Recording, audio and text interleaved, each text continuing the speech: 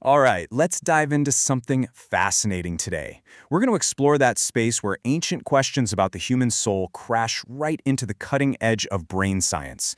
We're talking about faith, meditation, prayer, and what is actually going on inside our heads during those incredibly powerful moments. What is happening up there? When someone feels a deep connection to a higher power, or they sink into this profound meditative state, is that just a feeling? Or is there something we can actually measure, something we can see happening in the brain? Well, it turns out there's a whole field trying to answer that exact question. It's called neurotheology. And as the name kind of gives away, it's all about building a bridge between neuroscience and theology. Now, to be really clear, the goal here is not to prove or disprove God. The mission is way more grounded. It's simply to understand what the brain is doing during these powerful spiritual moments. You've got pioneers in this field, folks like researcher Andrew Newberg, who are using tools like brain scans to basically observe the neural signatures of these experiences. They want to see which parts of the brain are lighting up, and just as importantly, which parts are quieting down when someone is, say, deep in prayer or meditation. And this is where things get really interesting and kind of counterintuitive. Take a look at this study. They scanned the brains of people in a trance-like state, a state where they were producing incredibly complex text. Now, you'd think the parts of the brain tied to concentration and language would be lit up like a Christmas tree, right? But they saw the exact opposite. Less brain activity in those key areas, especially in the more experienced people. It's this amazing paradox. The output is more complex, but the brain seems to be doing less work. Okay, so seeing these brain states in a lab is one thing. But so what? Can you actually apply these insights in the real world? Can this knowledge be used to help people in a tangible way? Let's take a look at how this stuff moves from a sterile lab to, a layperson.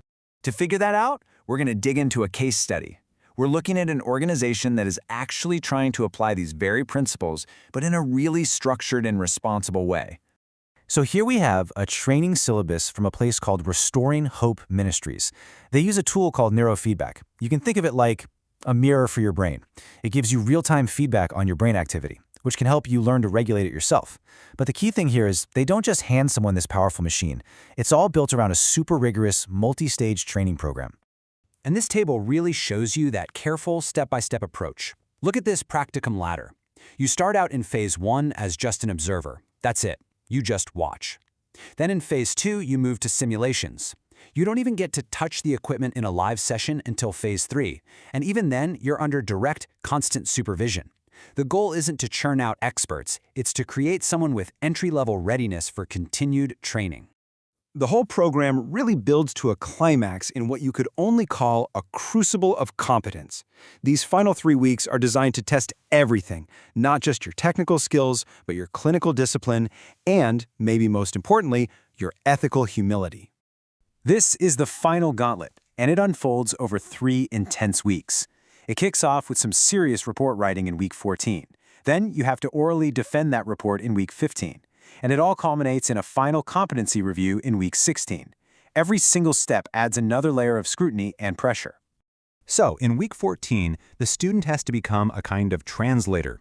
Their job is to take all this stuff, the intake forms, the session data, the brainwave patterns, and weave it all into a disciplined report.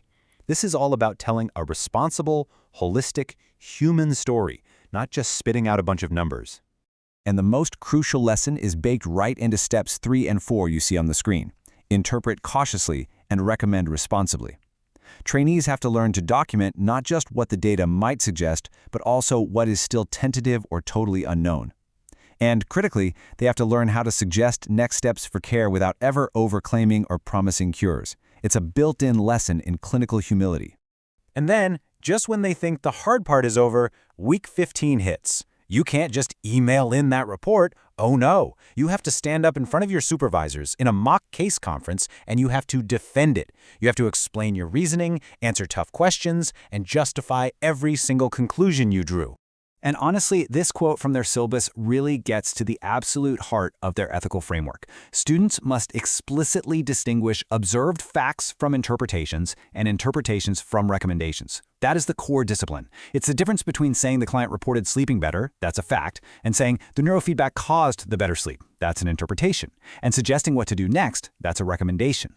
Keeping those 3 things in separate boxes is absolutely fundamental to doing this work responsibly. So that's just one example of how this science can be put into practice.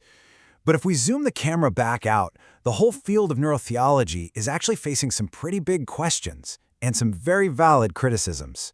Because for all of its really fascinating findings, a lot of academics are pointing out that neurotheology might have some pretty significant blind spots. For instance, critics argue that a purely brain-centered view can be way too reductive. It risks ignoring the rich social and cultural contexts that faith exists in. There's also the problem of focusing almost exclusively on a person's subjective experience. And maybe the biggest hurdle of all is philosophical. Can you really, truly use the tools of science to measure something that, by its very definition for many, exists beyond the natural world? Which really leaves us with this final massive question. As we get better and better at mapping the biological footprints of our spiritual experiences, are we actually gaining a deeper understanding of faith itself?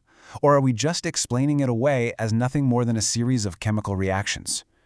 The answer, it seems, is still being written, both in the lab and deep in the human heart. Thanks for joining me.